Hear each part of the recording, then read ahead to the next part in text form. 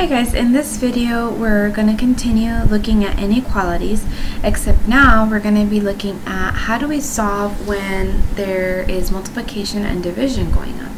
So remember that when we did equations we did opposites. The same rules are going to apply, but now with inequalities. We do have one extra step which is super important, and we're going to talk about it in a second. First, let's go ahead and fill this in. So it says, in the last lesson you solved inequalities using the, and so we need to know the names of these properties. We use the addition property of inequality. So go ahead and fill that in. It should say addition property of inequality. In this lesson we will solve inequalities using the inverse property of, in this case now it's going to be multiplication. So it's going to be the inverse property of multiplication. And then it says you will discover that when we multiply or divide an inequality by a negative number, you will have to change the inequality sign.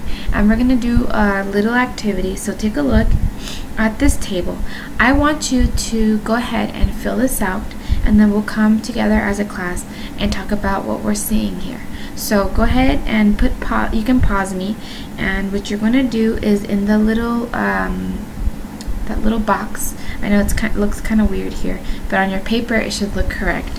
It has 4 times 3 and then a box here and 1 times 3. What I want you to do is actually solve both sides and then write the inequality sign that would go in there. So for example, the first one is 12 and then 3, so I would write that sign because 12 is bigger than 3. Go ahead and pause me, do it by yourself, and when you're ready, go ahead and put play. What you should have noticed when you do this is that in the last 3 sections we had our sign switch. And why was that? If you notice, we multiplied by certain numbers here. We multiplied by negatives. In the first section we only multiplied by positives. We had 4 and then the greater than sign 1, and we multiplied both sides by 3. Then in the second one we multiplied both sides by 2. In the third one both sides by 1. In the last 3 we did by -1, -2, -3. And if you realize what happened is we had to switch the sign because or else our answers wouldn't make sense. For example, in number 4 we would have had -4 and -1. If I keep the sign that was originally there, it doesn't make sense anymore. -4 is not bigger than -1. So that's why we had to change our sign to be flipped. So write a little note to yourself that we reverse the inequality symbol when we multiply by a negative. So when we multiply by a negative, we are going to change the sign. Sorry, that's sloppy. Okay, so let's go ahead and take a look at example 1. It says we're going to go ahead and complete. Oh, sorry, it looks weird on mine, but yours should be fine.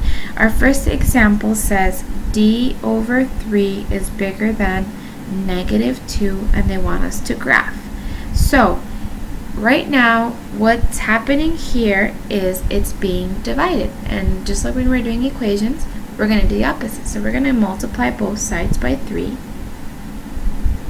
That cancels that denominator, and I have d is bigger than -6. Now remember, it only changes this sign, so this sign is only going to change if I multiply by a negative.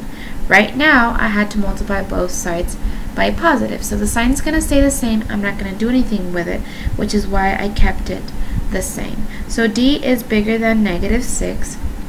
So when I graph, I would have -6 in my box, and I'm going to leave it open because it doesn't have the line underneath, and I shade everything to the right because it's bigger than -6. Let's go ahead and pause the video, try it, and then see if you get the same answer as me. Okay, so hopefully you were able to solve this one.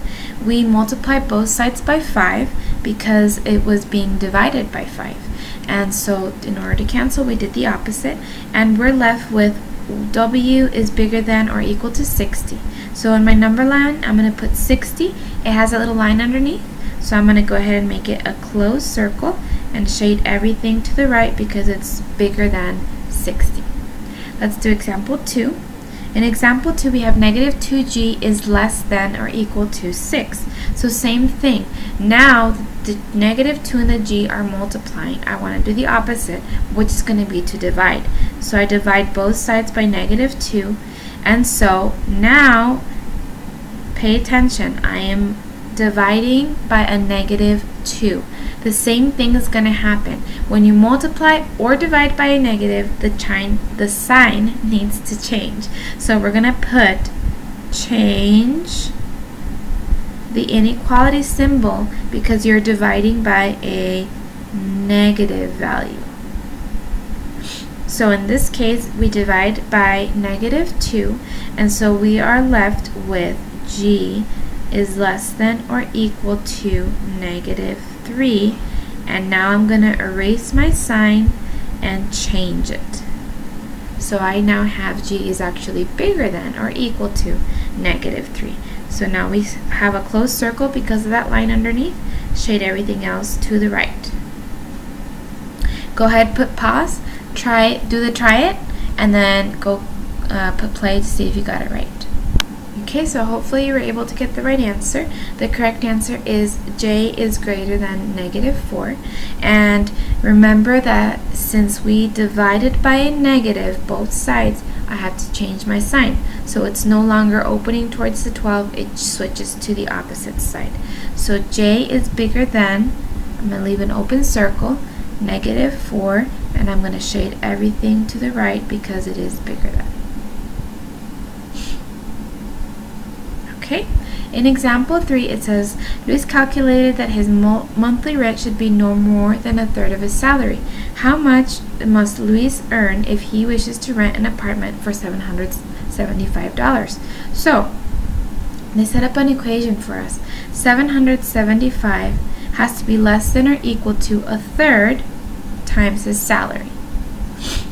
So, they rewrote that as s over 3, and I want to now get rid of this divided by 3. So to do the opposite, we're going to multiply both sides by 3. That's going to cancel. Sorry. I know mine looks a little bit different. It shifted everything, but you multiply both sides by 3, and so we're left with 2,325 is less than or equal to s. So he must make $2,325 in order to afford this apartment. Okay, to finish off, this is a similar problem. It's a word problem. Go ahead and pause me, try it, and then come back and see if you can get both of these word problems. Okay, so these were the two inequalities that you should have been able to set up. For the first one, it's 150, and then it's greater than or equal to $30 for each table times t, which is the number of tables. That has to be less than 150 because 150 is her max. She can spend less, but she cannot go over. Then for the second one, it'd be 250 plus 0.05s, which is the sales, is greater than or equal to 400 because she wants to make 400 or more than that. And from there you would solve. So for the first one, you would have divided by 30, and you would have ended up with 5. So she can rent 5 or less tables. For the second one, it's a little bit more tricky. We have to take this in steps just like if it was these other equations that we dealt with. We take away 250 from both sides. We're left with 0.05s is greater than or equal to 150. And then since 0.05 and s are multiplying, I divide by 0.05 both sides. So s is bigger than or equal to $3,000. So she needs to sell at least $3,000 worth of whatever it is she's selling in order to make those $400 that she wants to make.